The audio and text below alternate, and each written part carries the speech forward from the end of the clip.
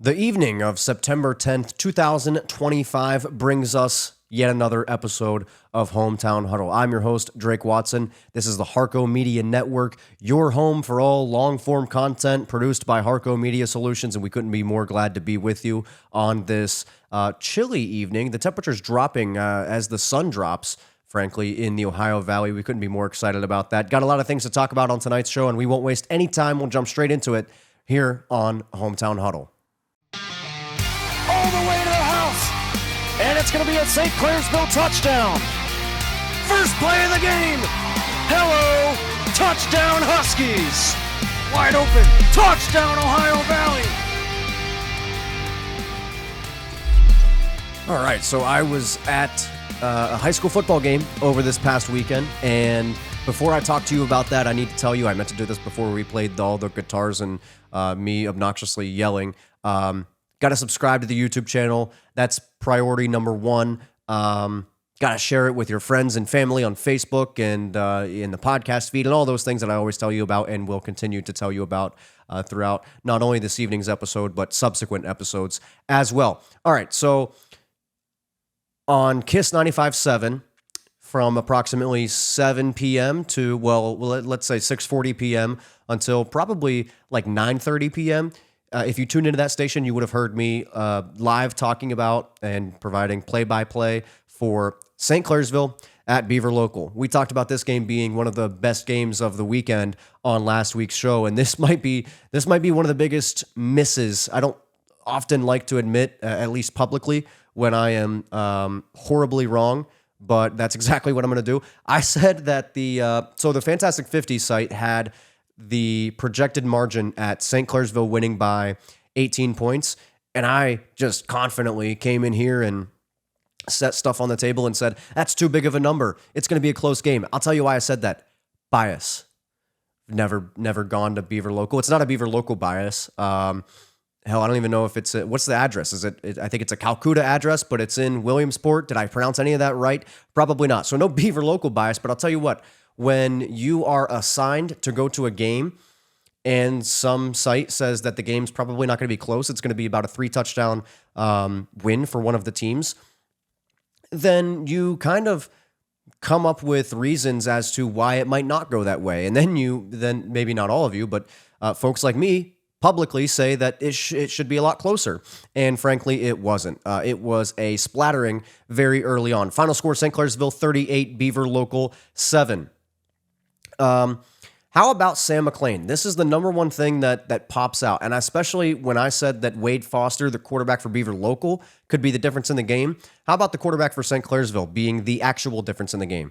He played not much, if at all, in the second half, if memory serves me right. So I believe these are just first half numbers, but he might have had a series in the second half there. 9 of 9. That's Julian Sayin kind of numbers, minus the interception. 295 yards and 4 touchdowns through the air. And St. Clairsville, I was really excited to get my first glimpse of them in person this season because of the things that and the theories that we had developed over the offseason about how they would try to attack teams offensively because they were replacing so much production on the offensive line. 4 out of 5 starters from a year ago are gone. And although they will continue to gel and get better, I just figured before we even played a game this season, I figured this St. Clairsville team offensively was not going to look the way that it had looked in years previously under Coach McLean. You know, that was the typical, and they did go back to that at times. They did have the, you had a tight end and then you had 2 kind of blocking backs in front of the quarterback, Sam McLean, and then you had a pistol tailback behind the quarterback, and it's just downhill run over and over again. You did get a taste of that on Friday night, but that's not really how they did their damage. It was more so what we thought it would be before we played any games this season, which is Sam McLean getting the ball to his playmakers in space and allowing them to make plays. And if that's what you're asking your quarterback to do, you can't ask him to do it any better than the way he did on Friday night. Again, 9 of 9, nearly 300 yards passing. You break that down, it's like 30-some yards per completion, which is just insane. And some of those were downfield shots. I mean, he had very good accuracy. Obviously, you have to complete every single one of your passes, no matter how many you're throwing. There were times where it looked like it was routes on air, And so, and it was also a combination of his playmakers making plays in space. So that was the offensive explosion from St. Clairsville. And I want to say they had 31 or maybe 38 at halftime. So a very good job for St. Clairsville. For Beaver Local offensively, it was a tough night. It was the fact is they couldn't run the ball the way I thought they'd be able to. Foster was I don't know if we just have bad days sometimes. Everybody does, and he certainly did that evening. I won't say that's all on him. We noticed initially he was, I want to say he was kind of like high on passes, and you can attribute that to adrenaline, but then he'd follow it up and he'd be wide left on another guy. He'd have a guy wide open and just miss him, or he'd throw it at his feet. And so now, as we're reacting to this game live, we're struggling to diagnose what is ailing him on that field and why he wasn't able to throw the ball as accurately as we know he's capable of. I think a lot of that has to do with St. Clairsville's defensive front seven. The way their linebackers, the language that I used on the broadcast was they dance around the line of scrimmage pre-snap. And so when all of that is happening, we talk all the time about, and I think all the time about, as a high school athlete, as somebody who is 14, 15, 16, or 17 years old, how much bandwidth do you really have to commit to a sport, and much less a single game and a single defensive tendency that St. Clairsville has? I'd have to sit and watch tape on St. Clairsville for hours, if not days, to figure out if there was any kind of tendency, if the linebacker's like jumping from B gap to A gap, and then he's jumping back out like he's going to drop into coverage, or is he coming on a blitz? There's almost no way. There's almost no, it seems as though there's no rhyme or reason as to why and how they're bouncing around pre-snap. And so then you think about, this dude's probably anywhere from 14 to 17 years old, and he's probably got a test coming up next week. And we don't know. His girlfriend might have just broke up with him. He may have just gotten with the prettiest girl in the school. We don't know any of these things. There are so many things that are going on in the mind of a high school athlete. And so it's why some coaches say, you've got a different team out there every single week. And the Wade Foster that we saw against Brooke was not the same Wade Foster we saw against St. Clairsville. And I think that is in large part because of what St. Clairsville was able to do defensively to confuse him. And when they do that much to confuse somebody with their linebackers and their entire defense and the scheme that they put out there, there's no amount of time that those guys have to prepare for that and pick out any tendencies. And a coach can pick out those tendencies. Maybe a coach wants to stay at the office until 10 o'clock at night throughout the week and pick out those tendencies. But now all of a sudden you're adding to the mind of a 14 or 17-year-old, you're adding another core subject. Dude's already got to think about his English classes, his math classes, his history, and his science. And now you're adding defensive football to that, and he's got to diagnose that in real time, but it changes every week. That is really hard to do. And so much credit goes to St. Clairsville for how they're able to dial up pressure and throw Foster completely off of his game. And this is why, if you're a Beaver Local fan, I think there's much room to be optimistic about the Friday night's performance, because I think the offense's struggles were a product of what St. Clairsville was able to do defensively, as opposed to an indictment on how skilled or talented or capable their offense really is. So that was my takeaway from the St. Clairsville at Beaver Local game. There was another game that we're going way too fast here. Got to take a sip from the bottle of water. This is a very good icebreaker. As far as, it wasn't the first thing that we brought up, but very good to slow down the pace here, and also very good for the old vocal cords. So if you'll bear with me for just a second. Some say it's hydrating too. I don't know if it's as hydrating as coffee, but we may never know the answer on that. All right. I told you back in July that Union Local at Indian Creek, you can find the TikTok on it right now. We do great numbers over there. I said Union Local at Indian Creek could be one of the best games of the season in the Valley, and it was that way last year. And I think watching this game, I was able to watch this game on TV because Rob Metzger and News 9 and them guys had the game and did a great job with it. I think, I mean, it's it's a close game, my kind of football game. Anytime you have a final score that is as close as 8 points, you know you were in for a good game, and that's what it was. Final score: Indian Creek gets the win, 23-15 over Union Local. Many takeaways as I break this game down. Indian Creek was able to control the game. And when you're able to control the game, that's how you find yourself up by 2 possessions multiple times throughout the game. They were able to run the ball when they wanted to, throw the ball when they wanted to. I thought Ian Starkey, the quarterback for Indian Creek, showed a lot of heart on that. When he had to convert late in the game, I mean, Indian Creek essentially had the game in the bag, but they had to convert like a 4th and inches to move the chains so that the next play they could just take a knee and end the game. And Starkey, it's a quarterback sneak, so you think, oh, you just take the snap and you kind of, you burrow your way in there in the offensive line. No. He he took the snap, and it's almost like when you play Xbox and you use the dive function on one of your players in Madden and jumped over the line of scrimmage. And I mean, I don't know what kind of animal I would compare that to, but the way he just dove over the line of scrimmage showed me that, wow, he was dead set on. Thankfully for him, it was a soft landing. I mean, he just landed on turf on the other end, but he picked up about 2 yards. Thankfully for him, there was no Union Local defender coming to take his head off, but it was very much a face in the fan attitude from Ian Starkey. So he was very impressive and was able to lead the Indian Creek. And how about, we'll talk about him as we go on, but Franco Barcalo, the kicker for Indian Creek, we had a comment on one of the TikToks that said to talk about Indian Creek's kicker, and what better way to bring him up than right after he has, it's a hat trick, goes 3 for 3. We'll talk about that as we go. For Union Local, I think this is, and again, I saw them 2 weeks ago when they went to Wheeling Central. Still too many penalties. I think they had like 13 in week 1. I didn't count how many they had against Wheeling Central, but I certainly remember them.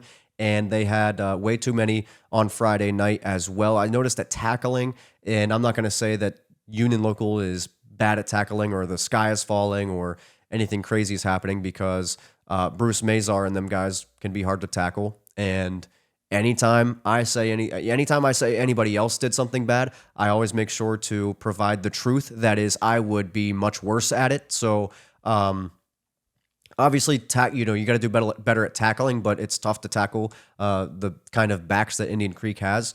But so as I'm watching this game, I'm thinking of, okay, where's the turning point? And I'm watching this like for the first time. I knew the final score, but that's all I knew going in.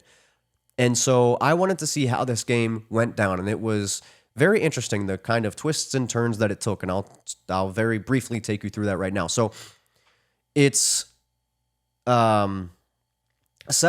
So it's 3-0 Indian Creek, then it's 7-3 Union Local, then it's 10-7 Indian Creek, and then it's 17-7 Indian Creek. It's late in the first half. Union Local is driving down the field. They get into the opponents. I think they get on the other side of the 50. And you're thinking, if you're a Union Local fan on the far side, you're thinking, we could score a touchdown here, make it 17-14. We're in a close ball game right before halftime, and all is well. And then Luke McMillian said he had other plans, and Union Local attempts a screen pass, and I don't know if Carpenter just did. I think really what happened is he thought he could float the ball over Luke McMillian. I don't think he thought McMillian was going to jump up that high and catch it.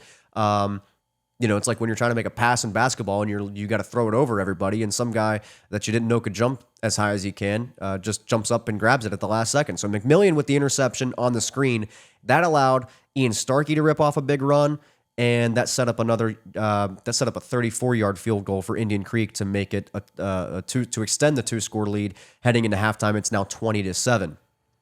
Then we're at some point early in the third quarter, and I don't know. Again, I'm not one to question decision making by coaches, because there's a reason they're the coaches and I'm the one that just talks. But I was kind of confused when Union Local, there's over 20 minutes to go in the ball game. They're at their own 33-yard line and they go for it on 4th and 3.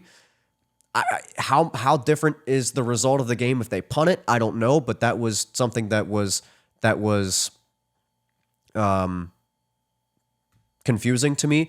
And remember what I said last week. This is a theme that really started to show up when there were precious seconds ticking off the clock in this game, and times were it was very important that Union Local could actually come up with a drive. And I thought about what I said last week. Union Local would not be able to make a living trying to scramble outside of the pocket and make plays off schedule down the field. I said Carpenter's got to be on time and on target, and he's got to be protected when he's throwing the football. And I don't think that Union Local is going to have much success if they have to throw the football, which, by the way, they did. I didn't think they'd have much success if they had to do so from outside of the pocket. And lo and behold, Carpenter was outside of the pocket a lot of times and had to scramble around. And again, that is a product of what Indian Creek was able to do defensively, but he got sacked in times that you would not like to get sacked. So on that 4th and 3, he did have to scramble and get outside of the pocket. He goes down. That sets up the 29-yard field goal from Franco Barcello, and it's now 23-7. So it is a 15-point ball game. I'm sorry, that is a 16-point ball game. I don't think we've had enough coffee today. Then there's 4:34 left in the third quarter, and Brody Perzanowski rips off a 69-yard touchdown run. They get the 2-point conversion, 23-15. Again, it's about 4 minutes to go in the third quarter, and okay, we're back to a one-score game. Union Local needs 8 more points, and they tie this thing up, and they're right back in this game. They've got more than a quarter to do so. So Union Local quickly goes from, oh boy, we were up 7-3, and all of a sudden we're down 23-7, and a big play. Here's the thing, though, about big plays, and this is what I instantly thought of when I watched this happen, is same thing with the Wheeling Central game. In the first half, how was Union Local able to score? A long punt return for a touchdown and a long quarterback run from Carpenter for a touchdown. And likewise, in this game, their second touchdown was a long run from Perzanowski. That's all great, and they look amazing on the highlights after the game. But what that tells me is I don't like if I have a team, I'm not super confident if all of my success comes from big plays, because what that tells me is we can't bank on reliably and methodically moving the ball down the field and sustaining a drive. Union Local did that to start the game, but outside of that, they weren't able to really do that. And again, Indian Creek did a nice job defensively to prevent that from happening, but the big play gets them back in the game. That's not to say they don't count, but it's just you would prefer to have the peace of mind and know that you're able to methodically move the ball down the field almost at will, running the football, which Union Local hasn't been able to do super well in the last 2 ball games. Running the football is what allows you to do that. And so, nonetheless, it's back to a close game, and this is where Union Local kind of, I don't want to say lost my trust, but it was, there's something to be said about having an opportunity in a close game to win the game late and not being able to twice in a row. Thankfully for Union Local, I don't believe that they're going to be in many more close games this season, but that's something that is a little bit concerning if you're a fan of the Jets. So just real quickly, Indian Creek had a punt situation, and it was shanked. It went off the back of a player right in front of the punter. And so Union Local had the ball at the plus 25, 2:30 to go in the third quarter. You're thinking, okay, and this is where we tie it up. Even if we don't tie it up, it's 23-21, and we have an opportunity to play the entire fourth quarter and still attempt to take the lead. 2 false starts later, did I talk to you about penalties? 2 false starts later, Colby Carpenter sacked, and then he throws an interception. And once again, on an off-schedule play where Indian Creek pressured him, and he had to make a desperation throw and didn't throw in rhythm, wasn't protected well enough, and throws an interception. Then Indian Creek is punting again. Union Local's got their ball. Union Local has the ball at their own 46. There's 8:45 to go. Once again, Carpenter is sacked on 3rd and 12. And back to the decision-making from Union Local. On 4th and 15, they ran the ball. So they went for it on 4th down. I can assume with the intent to pick it up, but when you run the ball through B gap, I don't know what the plan was there. And again, I'm not one to question. Obviously, Thompson is much more educated, in terms of the game of football than I am. But I would be very curious and we'd love to get our hands on him to talk to him too, because Union Local, frankly, outside of this game, has done great things over the last few years, and I think Thompson is a really good coach. But I I can't, being somebody who is compared to the coaches of the Ohio Valley, I'm somebody who's ignorant to the game of football, comparing what I know about the game to what they know about the game. I'm just curious as to what the thinking is when they ran the ball on 4th and 15. Then Indian Creek punts again. So I'm counting 3 punts now. Since it's been a one-score game, Indian Creek has punted 3 times. Union Local threw a pick. They can't convert on 4th down, and then Union Local gets the ball in their own territory, so they do have to drive, 70, 80 yards. There's about 2 to 3 minutes to go in the game at this point. Indian Creek, although they hadn't scored to put the game away, they did a nice job offensively of chewing up some game clock. Union Local, they run a draw, and it goes for, that doesn't work. Then they throw a screen. That got blown up. Then the pass is incomplete on 3rd and 13. I think with the vantage point of some of the Union Local fans, some would say that should have been called a catch. I don't think they would have gotten many yards anyway. And then they get sacked on 4th down, and Indian Creek wins. So a lot of things to improve for Union Local. We'll talk about our Buckeye 8 rankings that we're debuting on the show this week. I don't know how some folks maybe that are higher than I am in this organization are going to feel about that, but we're going to reveal those later in the show. So Union Local will find their way into that. So will Indian Creek, and we'll see where both of those teams sit. But very impressed with Indian Creek, especially their kicker and Ian Starkey, and Union Local. A lot of things that they need to work on, but I think it is fair to them to say that the things that you're not very good at, typically as a team, those things, they come out and are exposed against really good competition, right? So again, not saying it's nothing to worry about, but I'm not saying that Union Local has these terminal flaws that they can't fix or that they can't prevent from showing up in 1 week against an inferior opponent. So I don't think the sky's falling in Union Local, but definitely some things to work on. All these teams. Indian Creek you go into the film room on Saturday morning, and they've got as many things to work on in their minds as Union Local does. So, but anyway, it was a classic game, and I think it kind of lived up to the hype and was very, very exciting. Had one other thing to say, but it escapes me right now. So we'll move on and talk about the next game here.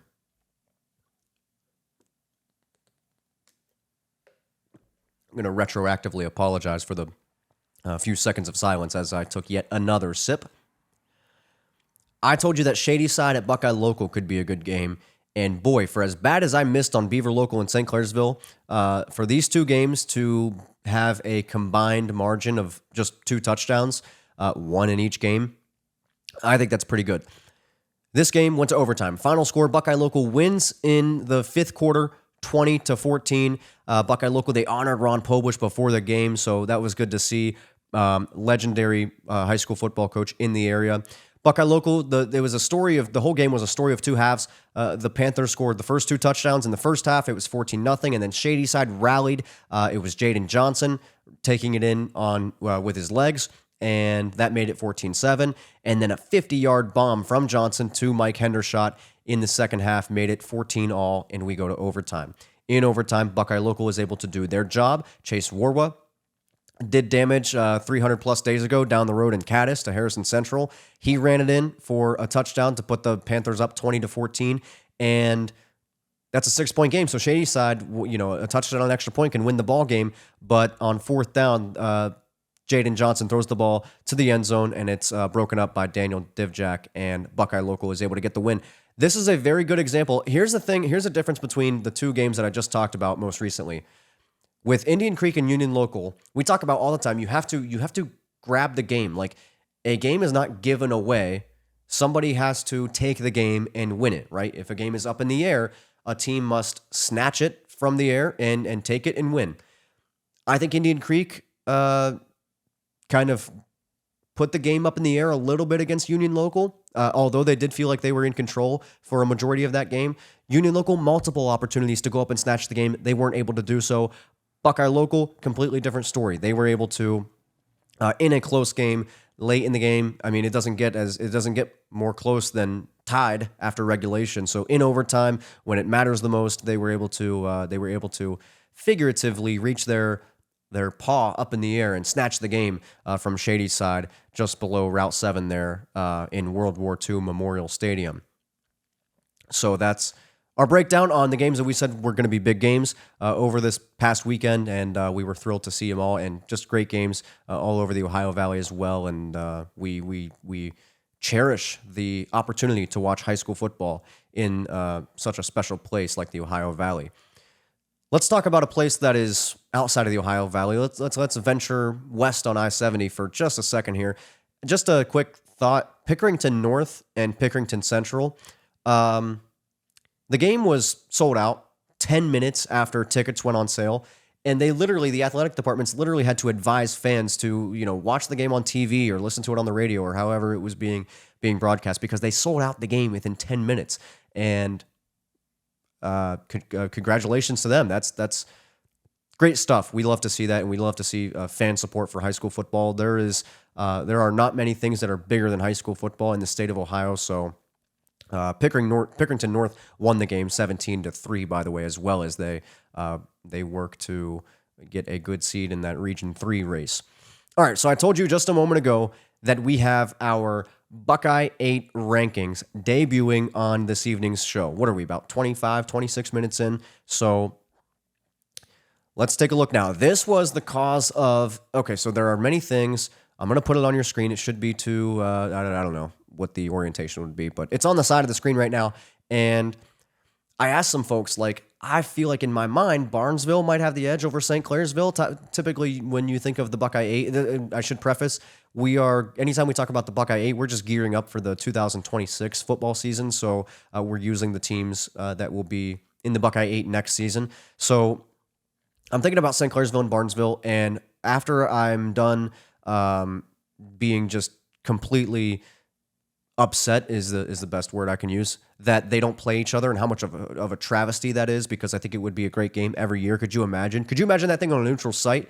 Let's say just play it at Union Local. Let's send Union Local to, let's say, Martins Ferry for a week, and then have St. Clairsville and Barnesville play at Union Local. It's almost like teams within the same county should play each other, but that's besides the point. I kind of would feel like Barnesville would have the edge. I was split on it. But after talking to some folks and them saying St. Clairsville would probably win that game by about a couple touchdowns, I feel like it's right to put St. Clairsville at number 1 in our Buckeye 8 rankings. I think to explain the rankings as well, it's a combination of who has the better team and who would win a game, right? So it's very much like we'll take two teams and who would win. Okay, this team would win. We're going to put them above. Now, that doesn't mean that let's say, even in 2019, Harrison Central beat St. Clairsville on St. Clairsville's home field. That doesn't mean Harrison was a better team than St. Clairsville in 2019. Indian Creek might not have been a better team than St. Clairsville that season either. They got done beating the Red Devils the week prior. And so it's almost like I was on one of those teams. So, and the same thing is reflected in the records. St. Clairsville at 2-1 and Barnesville at 3-0. Okay, St. Clairsville lost to Norwayne, and Barnesville, frankly, hasn't played anybody close to the caliber of Norwayne yet. So, that's the reason for that. And I think a lot of that is self-explanatory. At number 3 is Indian Creek. They were very impressive in their win against Union Local, and they took care of business against East Liverpool and other teams that they've played. So Indian Creek checks in at 3rd. Martins Ferry, this is another one, a point of contention for me in my mind. I didn't know where to go as far as Union Local and Martins Ferry. So with the way that Union Local has looked, and me kind of being biased because I've seen them in person once over the last 2 weeks, and I'll see them again on Friday. Not to say that because I've seen Union Local, I've seen how bad they are. That's not what I'm insinuating at all. But I think the issues that Union Local has had are more glaring to me because I've seen them with my eyeballs, as opposed to what went wrong for Martins Ferry down in Independence, and we'll get to that a little bit later as well. Independence is a great team, and Martins Ferry ran into kind of a buzzsaw, and I think that's kind of what we were expecting. And for Union Local to be in a situation where they could have won 2 games late in the game and not being able to come away with that, that's what kind of gave me the edge to put Martins Ferry above Union Local. So again, St. Clairsville, Barnesville, Indian Creek, Martins Ferry, Union Local. Just below them is Bel Air. We're really going to get a good feel for what Bel Air is and how good they are as a team as we move forward. In the bottom of these, and by the way, this is just the top 8 in a 12-team league. These bottom three, I'm not quite sure what to make of them. I know that 7 and 8 will be decided on the field on Friday night, and that should be a good game. We'll talk about that coming up as well. It's almost like we talk about the biggest games around the valley around here. So Bel Air sneaks their way in between Union Local and Beaver Local at 6, and we can see the rest of the rankings there. With some Buckeye 8 conversations being had, and further Buckeye 8 conversations to be had in the future on this show within, 15 minutes. With that, we're going to take a break and then come back, and I'll talk to you about a neighboring league a little bit and kind of give them the spotlight. So let's take a break, and I'll come right back, and we'll talk IVC. Hey, quick timeout. A little stoppage in the action. I wanted to ask you, are you subscribed to the channel, following the Facebook page, 5 stars on the podcast format? If not, that's all we need you to do. That's all it takes, just one press of a button, and you help us out immensely and help us deliver great content to you. Also, sponsorship packages are now available. You want your company's logo on Hometown Huddle and join us? Hit us up. Email drakewatson@harcomedia.com for more information about sponsorship packages. And with that, back to the show. Your logo would look really good right up against ours down here and on the same screen with Hometown Huddle. Just saying. So it's Harco Media. It's Drake Watson at harcomedia.com. I was really out of it last week because I don't need to spell it. It's on your screen. It's right below my hands right now. If you're watching, if you're listening on podcast, you could see it's all there. So and it's not difficult to spell either. So Harco with a C if that's not already obvious. All right. Let's shine the spotlight on the IVC. This is our IVC spotlight. Such a prestigious, I think, football conference in Ohio and in a neighboring area of the Ohio Valley. And they play, their teams play some of our Ohio Valley teams quite often, so I feel like it's appropriate. So just going to take a quick look at 3 of their teams that and some things that stuck out to me from the IVC. So first of all, Malvern gets a win over Harrison Central. That's 3 in a row now. You think back to Harrison Central's one of their best seasons in school history, the 9-3 playoff season in 2023. One of those 3 losses was to Malvern, a Division 7 team, and they then defeated them last year, and then they get the win against Harrison Central up in Malvern, 34-15 on Friday night. Malvern is a kind of team. I said this about the Martins Ferry game. Martins Ferry ended up taking care of business, and that's shown in the fact that Martins Ferry is above Harrison Central in our Buckeye 8 rankings. But Malvern, for being a Division 7 school and kind of a smaller school and not having the biggest team that you'll see every year, they have had a great deal of success. They have been 500 or better in 17 out of the last 25 years. That's this entire millennium. Only 8 seasons that were below 500. So I think there's something to be said for that. That kind of success is not easy to sustain. So kudos to Malvern for being able to put a good product on the field year in and year out. Seemingly, they're coming off their best season since 2008. They went 11-2 last year. That 2008 season, they'll remember for a long time up in Malvern when they went 13-1. Really good place. It's the West. What is it? The West End in Malvern. Great pizza. And some folks around here at Harco Media had the opportunity to go up there over the weekend and met some great folks. And you talk about all the success that Malvern's had, and it's almost an afterthought that that's a town with just 1,000 people.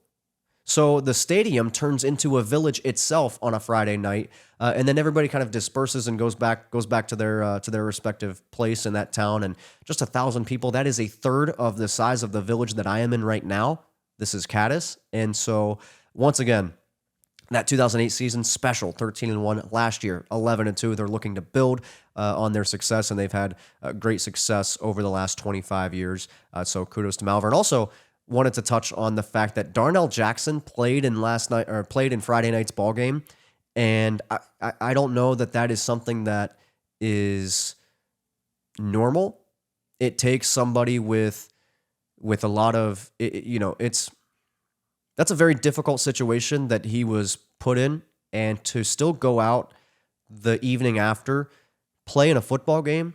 And we talked about, after all the things that I talked to you about in regards to Wade Foster, how difficult it is to focus on. I hear some things about the college game and the pro game. You know what it takes to be good at this game?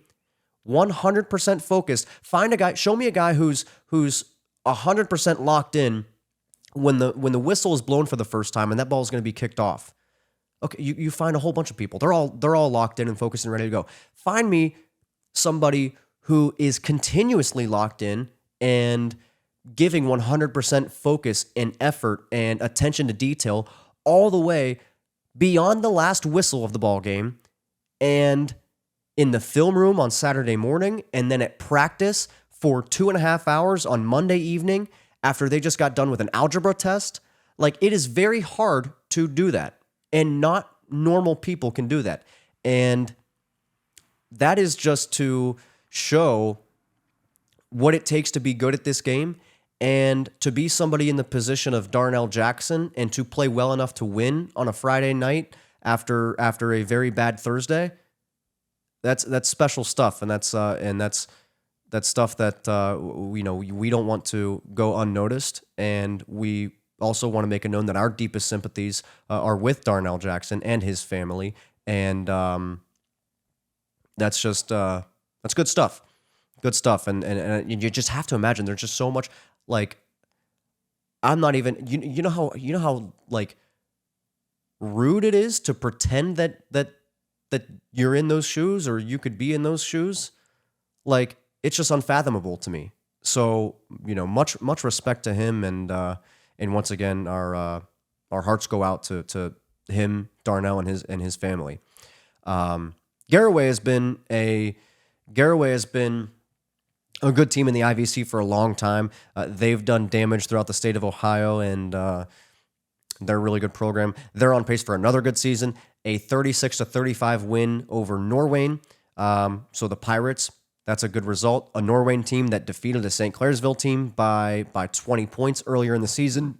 So I think the Indian Valley is going to be, when Garaway plays Indian Valley, that'll be a good measuring stick to see what they can do against a state championship caliber team. I'm not going to say that they'll get blown out. I'm not going to say it's going to be a close game. We'll probably keep our eye on that game as well. But it's always good to go against. That's the thing about the IVC is that's a conference with a defending state champion in it, right? And so they've got good football up there. They know what good football is. And so Garaway, nice job getting a 36-35 win over Norwayne. They're going to get their 4th win on Friday night. If you don't know who they play, I would just go to Joe Idle. JoeIdle.com is probably the number one website dedicated to Ohio high school football, and I don't know where insane people like me would be without him. So good stuff there. And Tuscarora Central Catholic. It is Central Catholic, not Catholic Central. We had that conversation on last week's show as well. How they're all different and they're all unique, and I'm sure they all think they do it the right way, and everybody else thinks they do it the wrong way. But how about they get their first win since August 27th of 2022? I'll tell you, I may or may not have still been in high school down the road and across the hill the last time Tuscarora Central Catholic got a win. That breaks a 29-game losing streak that was tied for the longest in the state of Ohio. So good stuff for Tuscarora Central Catholic to get a 20-6 win over St. Thomas Aquinas and break a 29-game losing streak. So that's a look at our IVC spotlight. We'll try to incorporate more IVC stuff throughout the show as we are increasingly aware of the kind of dedication that those fans have for the game of football and the game of basketball and all the sports that we'll talk about. And we got into an argument last week in this building about what is considered and what is not considered the Ohio Valley, and I have my interpretation. I think the Valley is one of those places where you ask everybody, like to draw a line on the map of what it is, and everybody's going to draw a different boundaries. And so for the IVC, a little bit outside of the Ohio Valley, but they do play. There's some similarities, and they do play some Ohio Valley teams. Obviously, Harrison Central, Martins Ferry played Malvern, and so Newcomerstown's in there. So the IVC is something that will be explored a little bit more as we go throughout this show. let's go back down to the Buckeye 8 and we're going to talk about the Buckeye 8 for a good while here now before we wrap things up.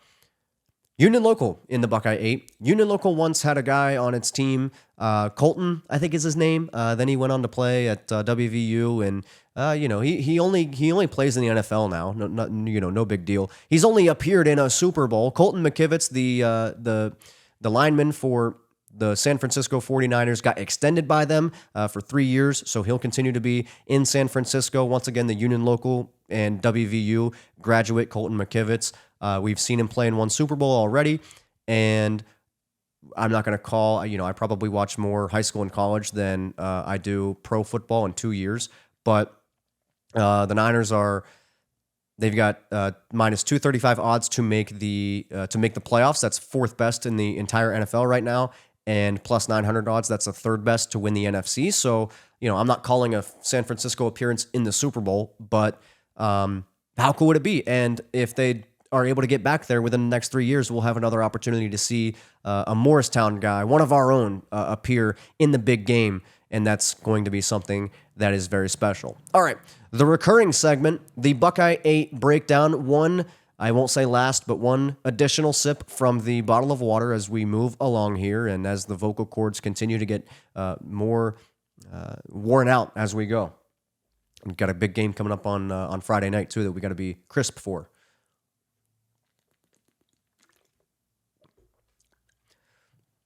Let's break down this Buckeye 8 once again, and I feel like I've failed to preface this the last 2 times we've done this, but this is a Buckeye 8 as it will look in 2026. So, we've got Barnesville, we've got the new upcoming alignment for the Buckeye 8 as we break things down here in in football, it'll be small school and big school, and every other sport, it'll be north and south. I feel like that would have been worth a story over the summer, but we couldn't wait to get to actual action on the field.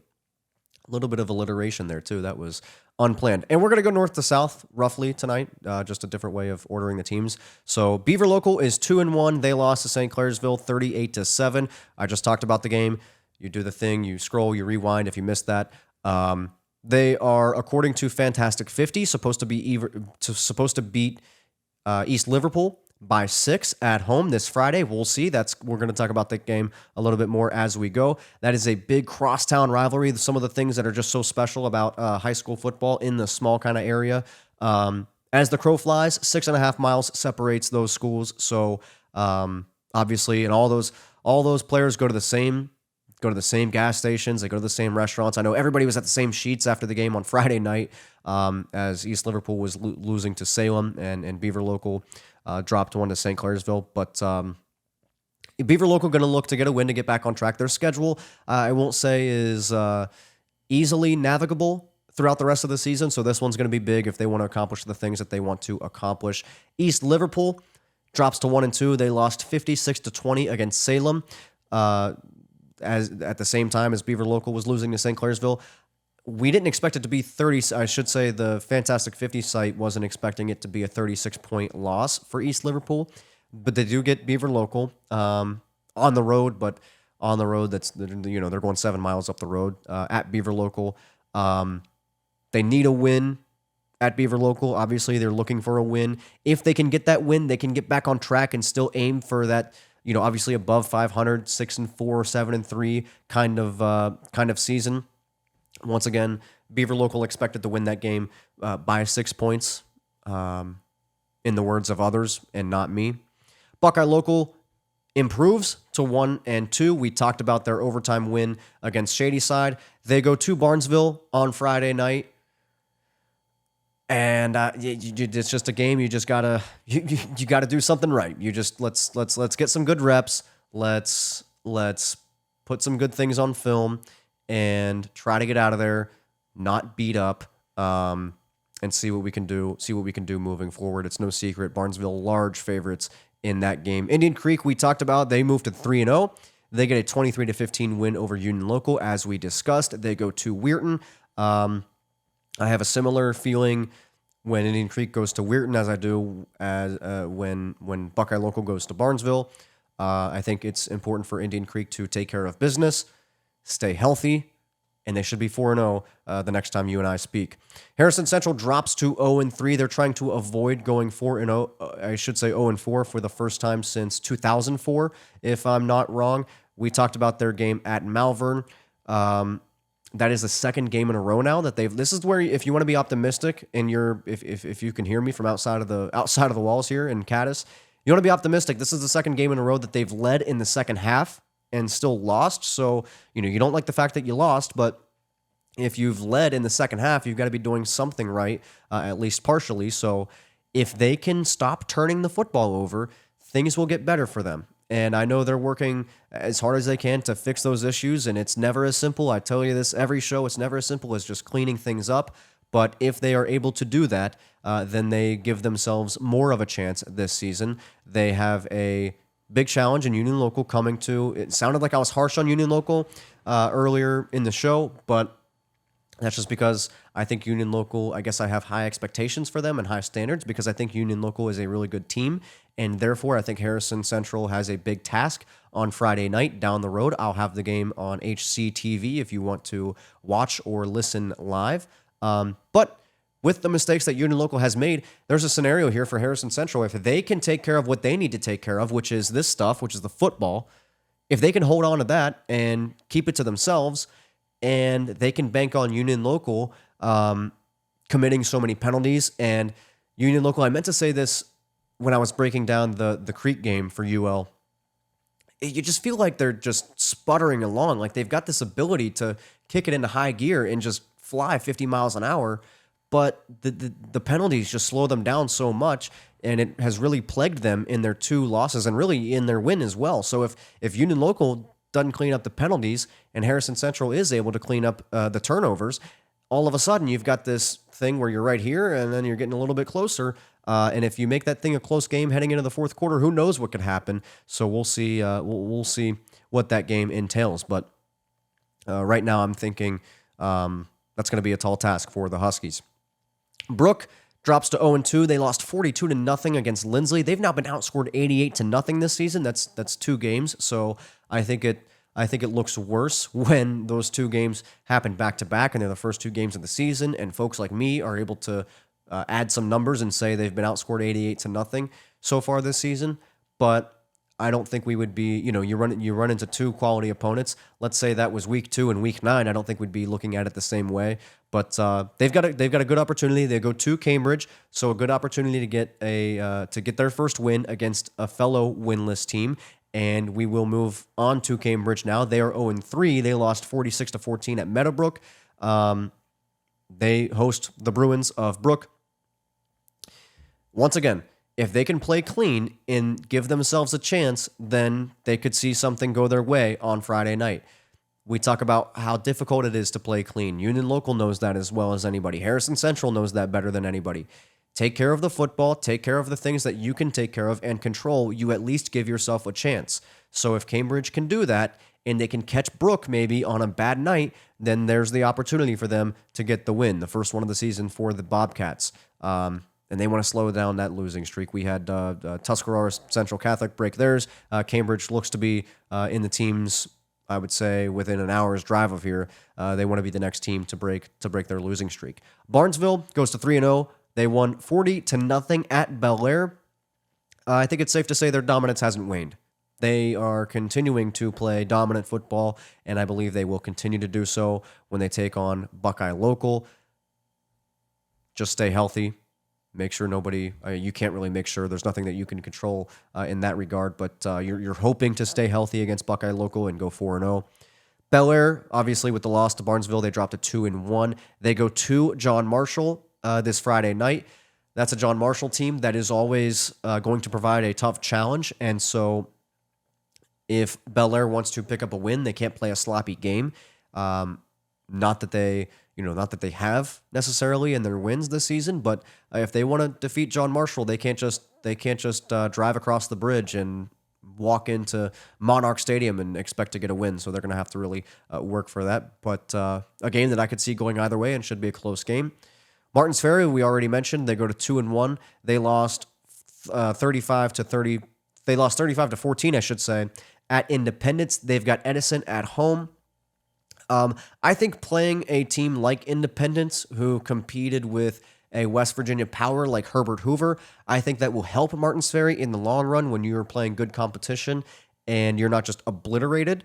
Obviously, you don't want a 3-touchdown loss, but I think if that was much worse, then the feeling obviously would be much worse for Martins Ferry. The fact that they were relatively able to compete compared to other kinds of blowouts that we see, I think that'll end up helping them in the long run. I think they have the slight edge over Edison. Who knows? That could go either way. We talked about that game in July as well.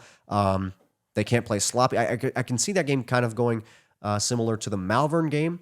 We're expecting some sort of close game, but perhaps Ferry runs away with it. But again, who knows? I think Edison provides a little more of a challenge than Malvern did, but that's why we watch the games. I just talk and then watch the games and then talk some more and sometimes talk too much. St. Clairsville 2-1. We talked about their win at Beaver Local. They've got Lindsley coming to Red Devil Stadium next up. Continue to let Sam McLean air the football out and get the ball to his playmakers, and St. Clairsville should be fine. I think I have this theory when it comes to high school football. I think it is much more difficult for defenses to defend a good passing attack than it is for them to defend a good running attack because of the complexities that exist within defensive secondaries, as opposed to if a team comes to your place and they are known for just running the football and doing so very well, all it takes is a couple really big guys to knock that line of scrimmage backwards a little bit for the offense, and you kind of shut down the run game.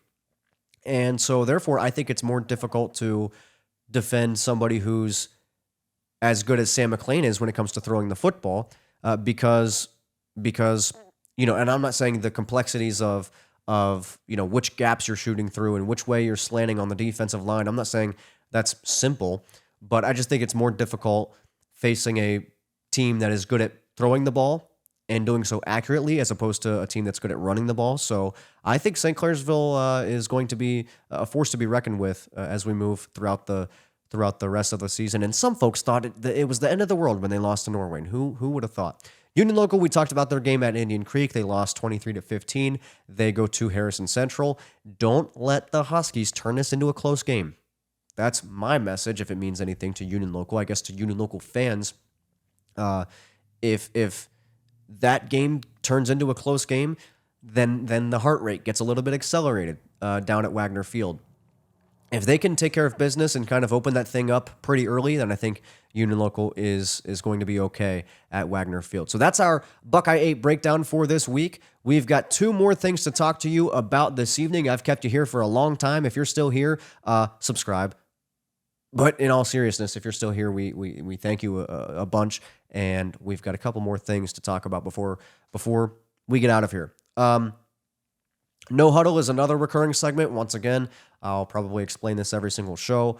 Rattling off scores and schedule. Very up-tempo and fast-paced. And if you ever watch them, well, that doesn't make any sense, so we won't say it. So, all right. Oak Glen defeated St. Mary's 53-18. They host Belpre next up. Weirton lost 42-12 against John Marshall. They host Indian Creek. Edison defeated Southern Local on the road 41-8. They go to Martins Ferry next up. Steubenville Big Red was off. They've got Cardinal Mooney at home. Steubenville, here we go again. We did it again. Steubenville Catholic Central beat Bishop Rosecrans in a shootout 52-45. They host Bridgeport on Saturday, the 13th. Toronto won on the road at Wellsville 49-14, dominant fashion. They've got Newcomerstown next up, a fellow Division 6 opponent. Buckeye Trail lost 32-28 to Newark Catholic. They go to Shenandoah. Bridgeport lost a close game 28-21 against East Palestine. They go to Steubenville Catholic Central. Shadyside, as we mentioned, lost in overtime 20-14 at Buckeye Local. They host Frontier. Lindsley defeated Brook 42-0 on the road. They go on the road once again this Friday night at St. Clairsville. Wheeling Central Catholic, this one kind of surprised me a little bit. I think Fort Fry is really good, and Wheeling Central found that out. They lost 40-0 at Fort Fry. I don't know if Jukebox Pizza made the loss any better, but I hope they went. Good stuff down there. They go to Williamstown next. Wheeling Park defeated Spring Mills on the road 33-28. They've got Musselman next up. Cameron did not play. They've got St. Mary's this weekend. John Marshall, as we said, defeated Weirton on the road 42-12. They go to Bel Air and in a not only a county rivalry, but a district rivalry. Monroe Central defeated River on the road at River 21-14. They go to Caldwell. River, we just said they lost to Monroe Central at home 40, goodness gracious, 21-14, and they go to Magnolia. So that is our no huddle segment. So if there's a team that we didn't talk about, we can't talk about every team in depth on every show. So we hope to have everything covered there, and it's a good way for us to very, very concisely look at the scores and schedules of all the other teams in the Ohio Valley. All right. So what games are we looking forward to this week? I feel like I can relax now because we've got a couple games here, and then I'm gonna shut off all these lights and get on out of here. But this weekend, I talked about East Liverpool and Beaver Local. I think that could be a good game. That's really going to, I guess, set the tone for what those teams look like and what their success can be moving forward this season. I do think the game is more important for Beaver Local to win, and I'll be honest with you. I've seen Beaver Local in person, and I haven't seen East Liverpool in person, so that's why I'm not entirely sure which way to go on this game, but should be a close game and a nice crosstown rivalry, as we talked about. Bel Air at John Marshall, I told you about that as well, because Bel Air, you can't just walk into Moundsville and expect to win. Especially a John Marshall team that has a good kicker that can kick game-winning field goals, as we know if you watched the end of the show last week or if you watched Sports Friday. But again, I think that'll be a good game. And geographically, I love these. I just love that East Liverpool and Beaver Local are playing, and Bel Air and John Marshall. Can Bel Air take can they sail across the river to John Marshall? I don't know about that, but good to see it.